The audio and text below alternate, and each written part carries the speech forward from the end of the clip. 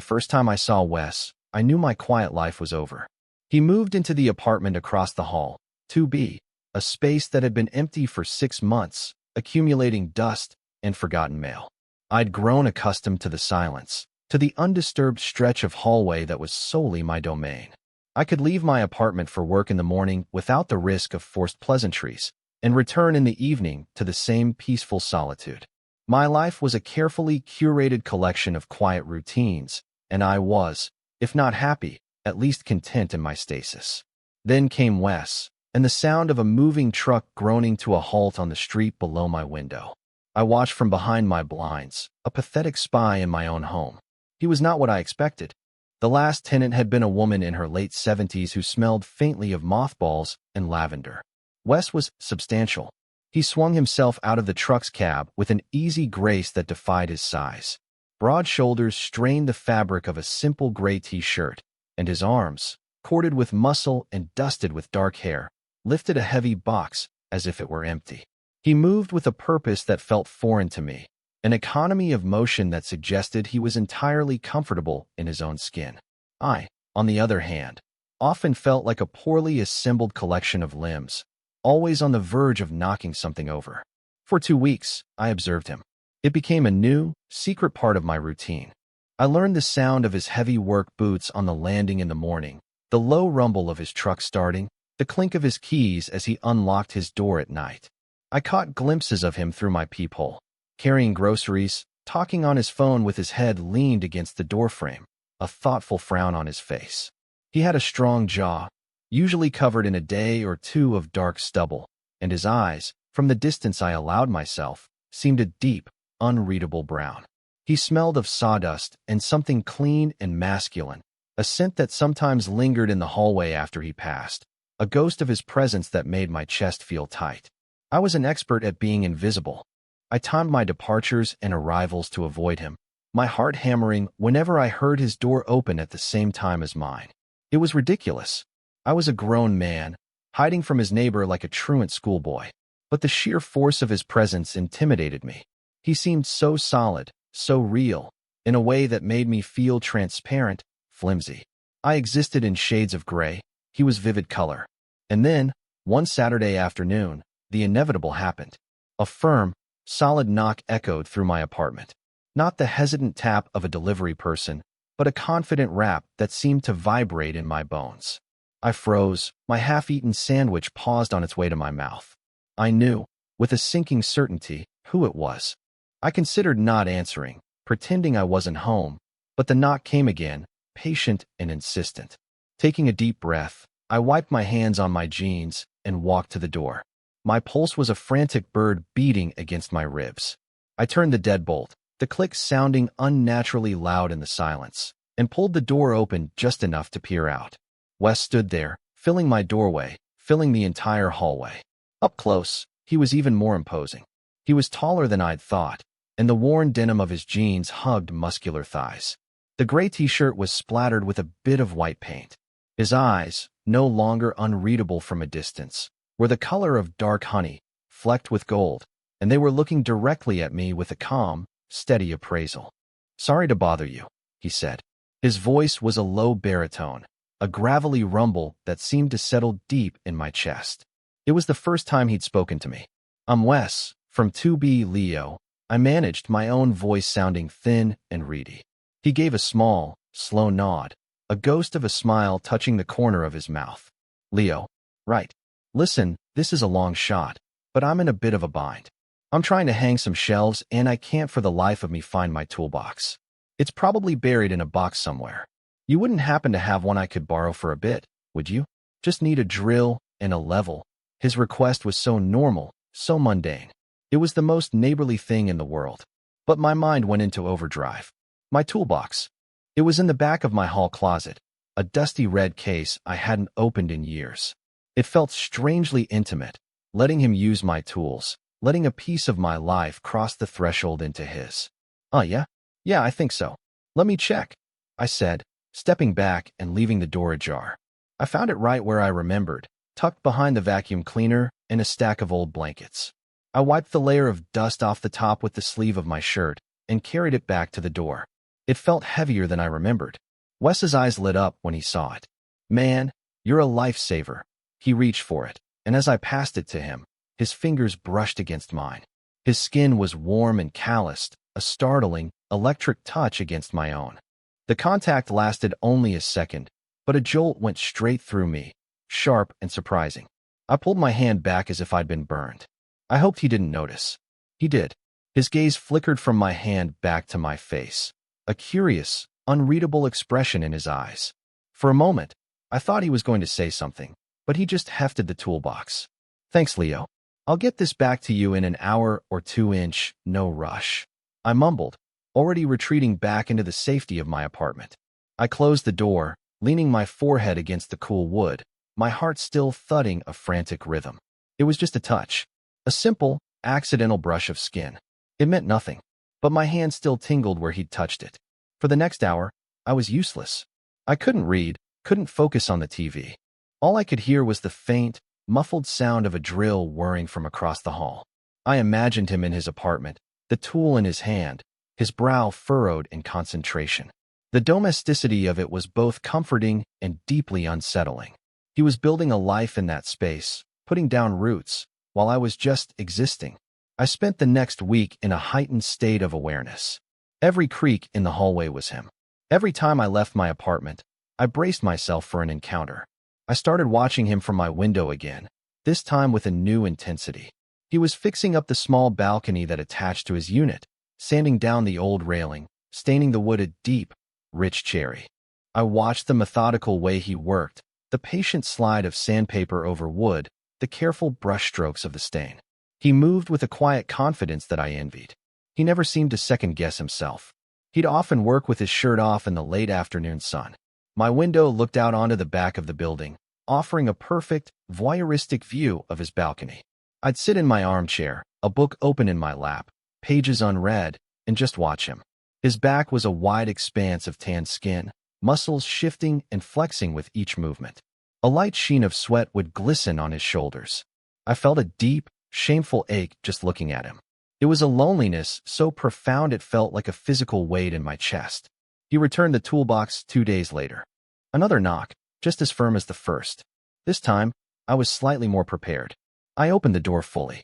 "Hey," he said, holding out the red case. "Thanks again for this, no problem," I said, taking it from him. This time I was careful to avoid his fingers, but I was intensely aware of the warmth radiating from him, the faint scent of wood stain and sweat. He didn't leave. He leaned a shoulder against the doorframe, crossing his arms over his broad chest. The pose was casual, relaxed, but his eyes were focused on me. It felt like an interrogation. "Those shelves get hung?" I asked, just to fill the silence. "They did. Solid as a rock," he said. A small smile played on his lips. "You're pretty quiet over here." The observation landed like a stone in my gut. He'd noticed my invisibility. "I work from home mostly. Keep to myself, I noticed," he said, and the words held no judgment, just a simple statement of fact. "I see your light on late sometimes." Through the blinds, he was watching me too. The thought sent a dizzying wave of panic and something else, something warm and terrifyingly like hope, through me. I didn't know what to say. My throat felt dry. "Well," he said, pushing off the doorframe. "See you around, Leo." And then he was gone, retreating into his own apartment, leaving me standing in my doorway with my heart pounding and his words echoing in my head. I noticed. The weeks that followed settled into a new kind of routine. We'd exchange nods in the hallway, quiet haze if we passed on the stairs. Each small interaction felt monumental to me.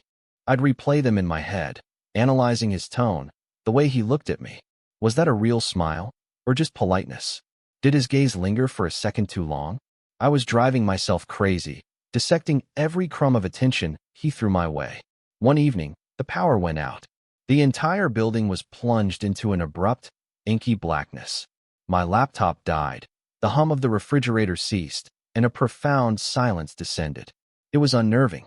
After fumbling around for my phone, I found a few candles in a drawer, the waxy, vanilla-scented kind I'd bought years ago and never used. As I was lighting the third one, there was a knock on my door. Softer this time. It was Wes, his face illuminated by the glow of his own phone's flashlight. "You got power?" he asked, a wry grin on his face. About as much as you do, I said, gesturing to my flickering candles. Figured. My candle situation is pretty pathetic. I've got one of those pine tree car air fresheners and a lighter.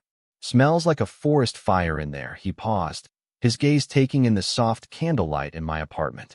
Mind if I hang out here for a bit? Until the lights come back on? My phone's about to die. My brain screamed no, this is too much, too close, but my mouth said, yeah, sure. Come on in. He stepped inside, and my small apartment immediately felt smaller, crowded by his presence. He moved with a careful slowness in the unfamiliar space. I gestured to the armchair opposite the sofa where I had been sitting. He sat, sinking into the cushions, and let out a long breath. Thanks, he said. Beats sitting in the dark, talking to myself. We sat in silence for a few minutes, the only sound the soft hiss and pop of the candle wicks. The flickering light cast dancing shadows on the walls, making the familiar room feel strange and intimate. I could see the way the light caught the gold flecks in his eyes, the hard line of his jaw. So, he said, his voice low in the quiet room.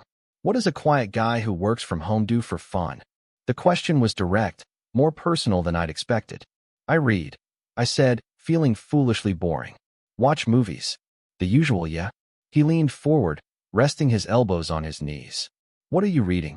I told him about the historical novel on my nightstand, and to my surprise, he'd read it. We talked about it for a while, then about other books, about movies. The conversation was easy, natural. The darkness seemed to act as a shield, stripping away some of my usual anxiety. In the shadows, I felt less exposed. He told me he was a carpenter, that he'd moved here for a change of pace after his last relationship ended. He didn't elaborate, and I didn't ask. He spoke about his old dog, a golden retriever named Buddy who had died the year before. His voice softened when he talked about the dog, a raw edge of grief still present.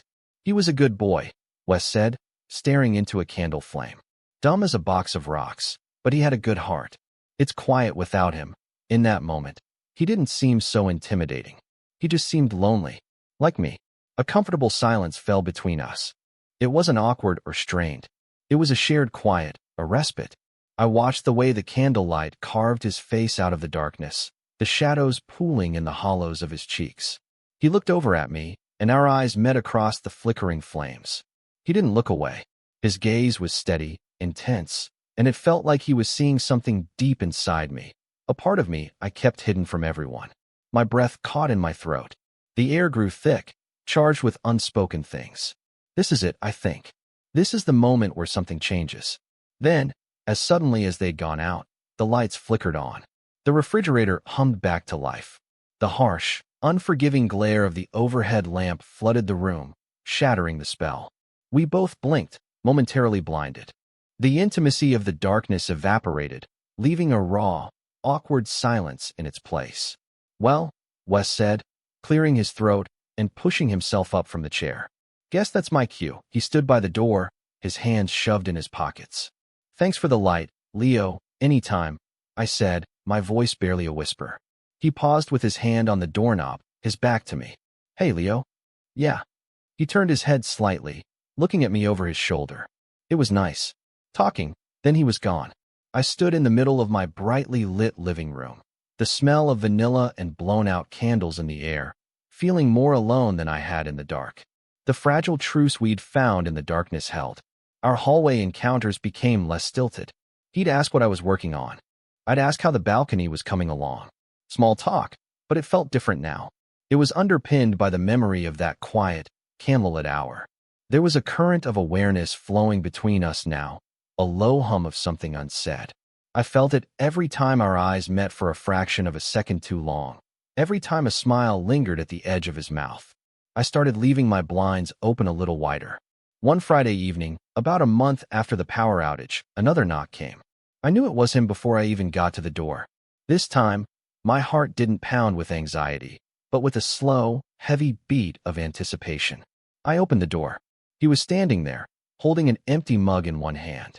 He was wearing a soft-looking Henley, the sleeves pushed up to his elbows, revealing strong, tanned forearms dusted with dark hair. He smelled incredible, like fresh soap and clean laundry, and that underlying scent that was just, Wes. Don't suppose you've got any sugar I could borrow? He asked, a lazy, lopsided grin on his face. The pretense was so thin it was transparent. No one borrows a single cup of sugar at 7 o'clock on a Friday night, unless they have another reason for being there. My mind is a frantic buzz. He's here. He made an excuse to be here. What do I do? What does this mean? I think I can spare some, I said, my voice miraculously steady. I turned and walked toward my kitchen, acutely aware of him following me. He didn't wait at the door this time. He stepped inside, closing the door softly behind him, and the sound of the latch clicking into place echoed in the quiet apartment. He followed me into the small kitchen space. He leaned against the counter, watching me as I opened the cupboard and took down the bag of sugar. The space was tight, and I was hyper-aware of his proximity. I could feel the warmth of his body, even though we weren't touching. I could smell his cologne, a subtle, woodsy scent that made my head swim. I set the sugar and a measuring cup on the counter between us. My hands were shaking slightly as I scooped out a cup. I tried to focus on the simple task, on the tiny white crystals pouring into the cup, but all I could think about was him, standing so close, his dark honey eyes fixed on me. The silence stretched, thick and heavy with unspoken tension. The only sound was the rustle of the sugar. I pushed the filled mug toward him. He didn't take it. Instead, he reached out, his hand moving slowly, deliberately, and set something on the counter beside the mug. It was my red toolbox. I stared at it, confused. What? I don't need the sugar, Leo, he said, his voice a low, rough murmur. My eyes snapped up to his. His expression was serious, his gaze intense. There was no trace of the easygoing grin he'd worn at the door. This was something else, something raw and real. He took a step closer, closing the small distance between us. My back was against the opposite counter. There was nowhere for me to go. He put one hand on the counter beside my hip, caging me in. His body was a wall of heat in front of me. I haven't been able to stop thinking about you, he said, his voice barely above a whisper. Sitting in the dark. Talking. I see you through my window. I hear you moving around in here. And he trailed off, shaking his head slightly, as if frustrated with his own inability to find the right words. My heart is going to beat its way out of my chest. This isn't real. This can't be happening. He's standing in my kitchen, telling me. What is he telling me? He looked down at my mouth, and his gaze was so heavy, so full of intent, it was like a physical touch. I couldn't breathe. I couldn't think. All I could do was stand there, pinned by his proximity and his stare. Then he started moving. He didn't grab me, didn't rush. He simply put his other hand on my waist, a firm, warm pressure, and began to gently guide me backward, out of the kitchen. My feet shuffled clumsily. I was walking backward, and he was walking forward, his eyes never leaving mine. We moved through the small living room, past the sofa, past the armchair where he'd sat in the dark. My mind was a blank slate, wiped clean of everything but the feel of his hand on my waist, the heat of his body so close to mine, the burning intensity in his eyes. My back hit the pantry door. It swung inward, and I stumbled back into the small, dark space. The shelves were lined with cans of soup and boxes of pasta. It smelled of dust and dried spices. He followed me in, crowding the tiny space until there was no air left between us. He put his hands on the wall on either side of my head, his arms bracketing me. We were chest to chest, the fabric of his shirt rough against mine. I could feel the steady, solid beat of his heart against my ribs, or maybe it was my own. I couldn't tell where I ended, and he began. He lowered his head, his forehead resting against mine. His breath was warm on my skin. I could smell the faint scent of coffee on his breath, mixed with something that was just him. I closed my eyes, my hands coming up to rest hesitantly on his chest. I could feel the solid muscle beneath his shirt. Leo, he breathed, his voice thick with an emotion I couldn't name. And then he took my mouth. It wasn't a gentle kiss. It was hungry and desperate, and full of all the things we hadn't said for weeks. It was the crackle of tension in the hallway, the shared silence in the dark, the lingering glances across the courtyard. It was everything. His lips were firm and warm, and he tasted of coffee and want. He kissed me like he was starving, and I realized with a dizzying shock that I was starving too. A sound escaped my throat, a choked gasp of surprise and relief, and a yearning so deep it scared me. My hands fisted in his shirt, holding on like he was the only solid thing in a world that had just tilted off its axis. He deepened the kiss, one of his hands sliding from the wall to the back of my neck, his fingers tangling in my hair, holding my head steady as his mouth moved against mine. This was not a mistake. This was not a misunderstanding. This was a confession, made not with words, but with a bruising, desperate pressure. It was the most honest thing I had ever experienced. For the first time in my life, I didn't overthink. I just felt. The warmth of his skin, the scrape of his stubble against my chin, the solid, grounding weight of his body against mine. It felt like coming home to a place I'd never known existed. He pulled back, just an inch, his breathing as ragged as mine. Our foreheads were still pressed together. His dark honey eyes searched mine, looking for something. Fear. Rejection. I didn't know. All he would find was wonder. The silence in the small pantry was absolute. My entire world had just been reconfigured, the landscape of my lonely life irrevocably altered by a man who had borrowed my toolbox. The immediate aftermath was a deafening quiet. His scent, soap and sawdust, and something uniquely male, filled the small space, filled my lungs.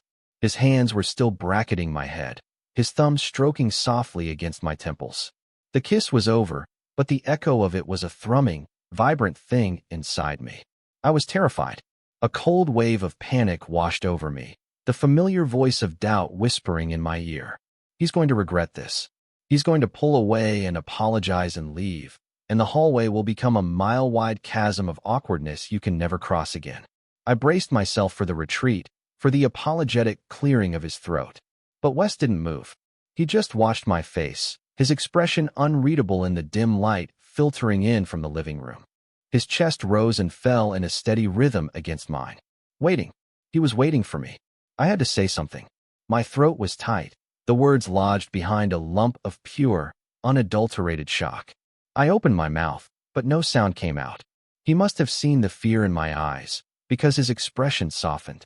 A small, almost sad smile touched his lips. He lowered his hands from the wall, letting them rest gently on my shoulders. The gesture was grounding, reassuring. "You with me, Leo?" he asked, his voice a low, gentle rumble. I managed a nod, a jerky, uncertain movement.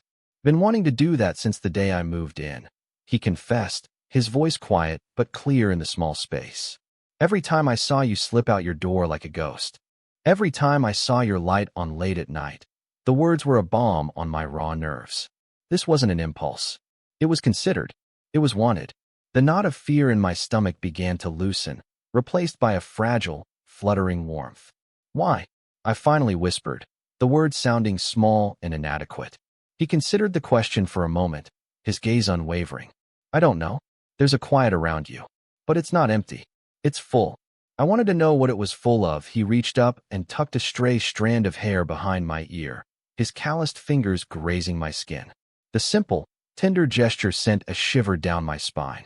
I had a feeling it was something good, my own self-doubt, the constant companion of my quiet life, felt like a flimsy shield against the sincerity in his eyes. I had spent years building walls around myself, convincing myself that I was better off alone, that no one would want to bother looking past the surface. And here was this man, this solid, confident man, telling me he had not only looked, but he had liked what he'd imagined he'd find. I took a shaky breath. "I thought you were just being neighborly." A low chuckle rumbled in his chest. "Was that not neighborly?" he teased, a hint of the old, easygoing grin returning to his face. I should probably check the welcome wagon handbook. The humor broke the last of the tension.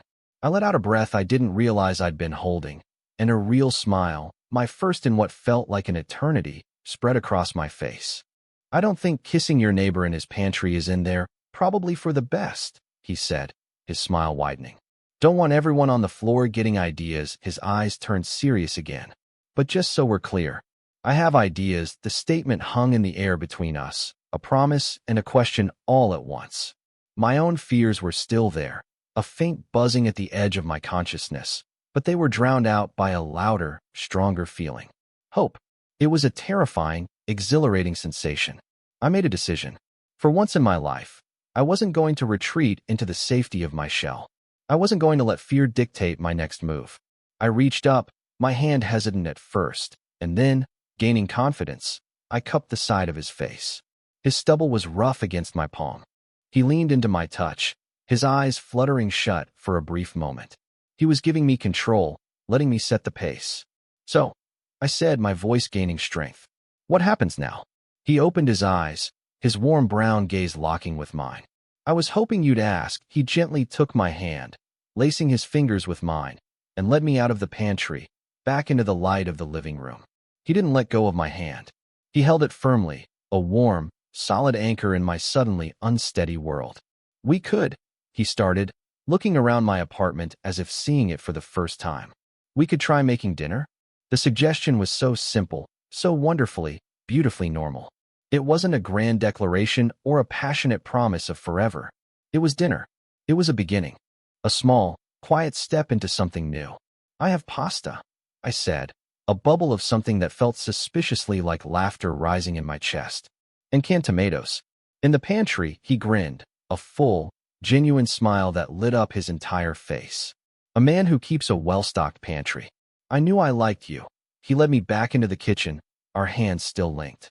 The forgotten mug of sugar and my red toolbox were still sitting on the counter, relics from a life that had existed only 10 minutes ago. It felt like a lifetime. We started to cook. It was clumsy at first. We bumped into each other in the small space, laughing as we tried to navigate around one another. He found a pot for the pasta while I searched for an onion and some garlic. He chopped the onion with an efficiency that told me he was comfortable in a kitchen, his large hands surprisingly deft with the knife. I stood beside him, mincing garlic, our shoulders brushing occasionally. Each touch was a small spark, a quiet affirmation that this was real. The awkward silence was gone, replaced by an easy quiet. We didn't need to fill the space with chatter. The rhythmic chop of the knife, the sizzle of garlic in the pan, the gentle bubbling of water on the stove. It was a new kind of language, a domestic soundtrack to our first moments. As he stirred the sauce, I leaned against the counter, just watching him.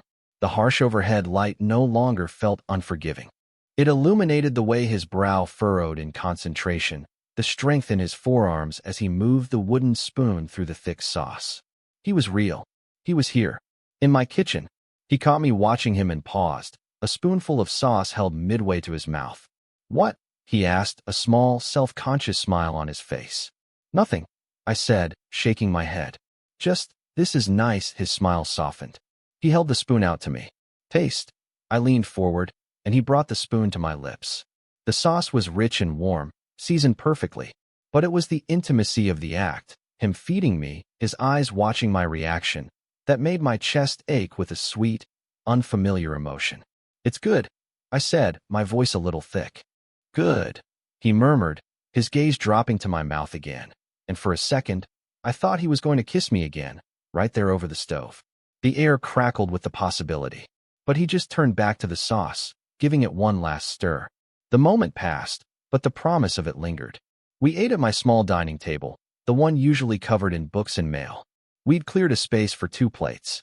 The pasta was simple, nothing fancy, but it was the best meal I had ever had. We talked. He told me about growing up in a small town, about the frustrations and joys of working with his hands. I found myself telling him about my work as a freelance editor, about the quiet satisfaction of shaping sentences, of living in the worlds of other people's stories. I'd never been good at talking about myself, but with Wes, the words came easily. He listened.